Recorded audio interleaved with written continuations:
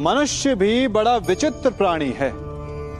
अपनों से नीचे के स्तर के लोगों को वो हे दृष्टि से देखता है, उनका उपहास उड़ाता है, उनसे बार बार कहता है कि तुम्हारा कुछ नहीं हो सकता, तुम भविष्य में कुछ नहीं कर पाओगे। जब मनुष्य के पास धन, संपत्ति, मान होता है तो वो दूसरों का आदर नहीं करता, परंतु वो एक बात भूल जाता है कि उससे भी अधिक शक्तिशाली कोई अस्तित्व में है, और वो है समय, काल। काल अपना चक्र कब बदलेगा ये कोई नहीं जानता। समय अपनी करवट कब लेगा ये कोई नहीं जानता। कोयला भी समय के साथ साथ हीरे में परिवर्तित हो जाता है। इसलिए जीवन में कभी भी किसी का भी उपहास नहीं उड़ाना चाहिए।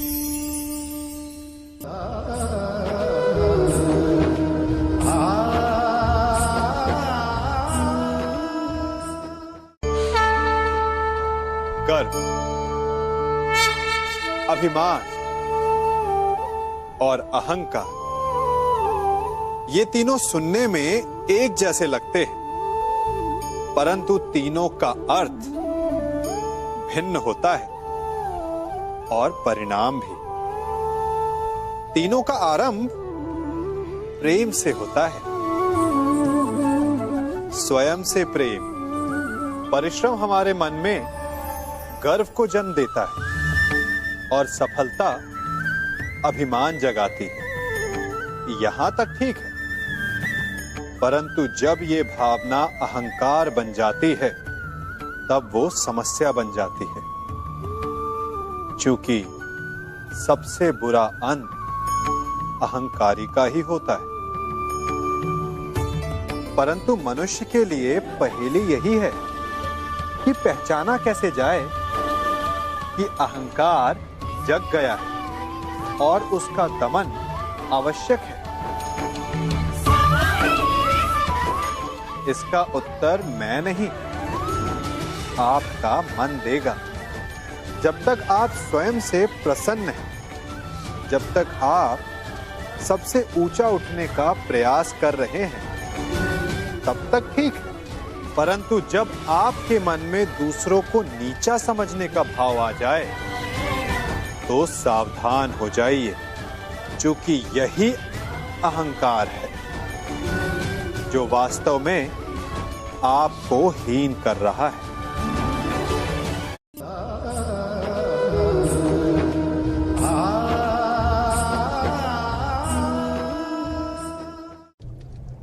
हमारा शरीर प्रकृति का एक महान आविष्कार है। इससे जटिल संरचना संसार में और कोई नहीं। हमारा शरीर जितना जटिल है, यदि इसे ठीक से जाना जाए तो इससे अधिक सरल ज्ञान देने वाला और कोई नहीं। हमारे शरीर में पंच इंद्रियां होती हैं जो हमें भाव, गुण और वस्तुओं का बोध कराती हैं। हमारे पास आंखें हैं, नाक है, स्पर्श के लिए त्वचा है, कान है और जीभा है। सबका भिन्न भिन्न कार्य है।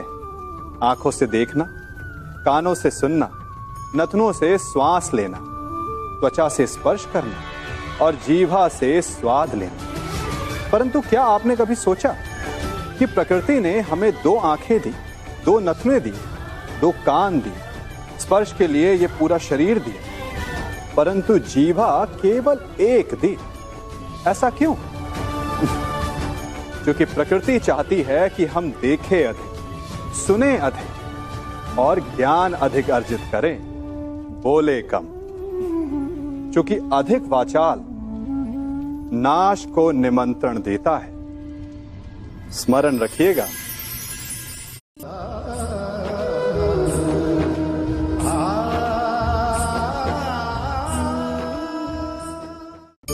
मनुष्य की सबसे बड़ी दुर्बलता क्या होती है? सोचिए। धन, प्रेम, अहंकार। मनुष्य की सबसे बड़ी दुर्बलता होती है उसके रहस्य। चाहे आप कितने भी शक्तिशाली क्यों ना हो, कितने भी प्रबल क्यों ना हो, परंतु उसके रहस्य उसके नाश की चाबी होती है।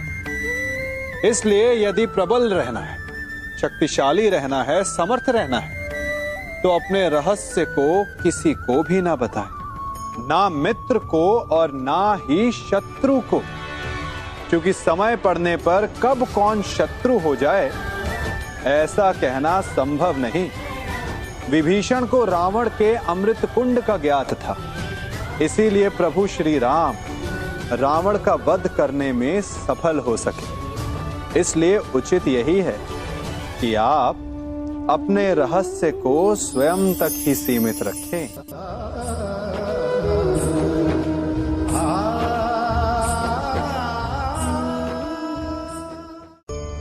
मनुष्य जीवन की परीक्षा में सफल होने के लिए क्या नहीं करता?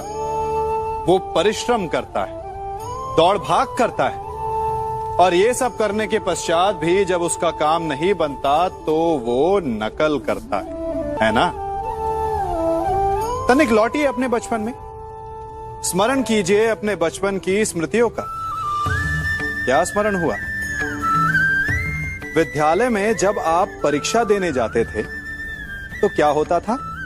आप ना सहे, परंतु कोई ना कोई सफलता पाने के लिए नकल करता ही था और उत्तीर्ण भी हो जाता था, है ना? परंतु जीवन की परीक्षा ऐसी नहीं होती। नकल करने वाला सफल नहीं होता। कारण विद्यालय में सबके प्रश्न पत्र एक होते थे, परंतु जीवन के प्रश्न पत्र और उनकी कठिनाई सबके लिए भिन्न होती, तो निश्चित रूप से उनके उत्तर भी भिन्न होंगे ना। इसलिए यदि आपको जीवन में सफलता पानी है तो नकल ना कीजिए, स्वयं के प्रश्नों का उत्तर स्वयं ढूंढिए और सफलता आपकी ही होगी।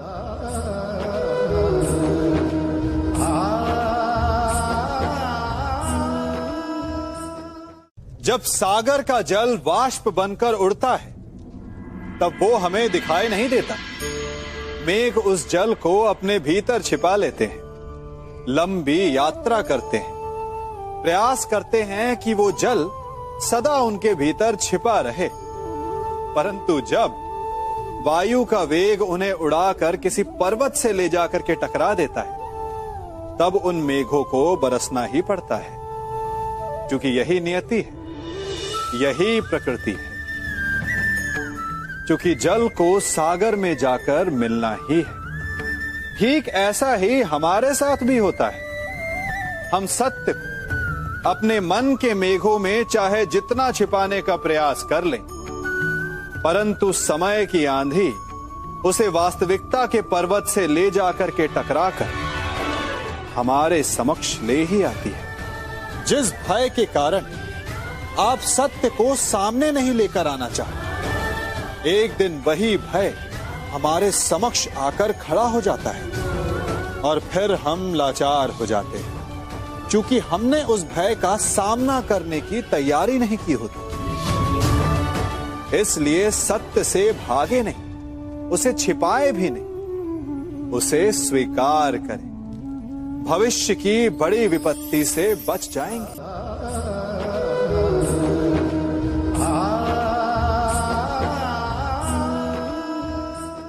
कभी कभी आप सबके जीवन में एक ऐसी विचित्र समस्या अवश्य आती है कि शक्तिशाली के समक्ष मौन हो जाए। कि उस शक्तिशाली से विवाद करने से बचने के लिए आप मौन रह जाते।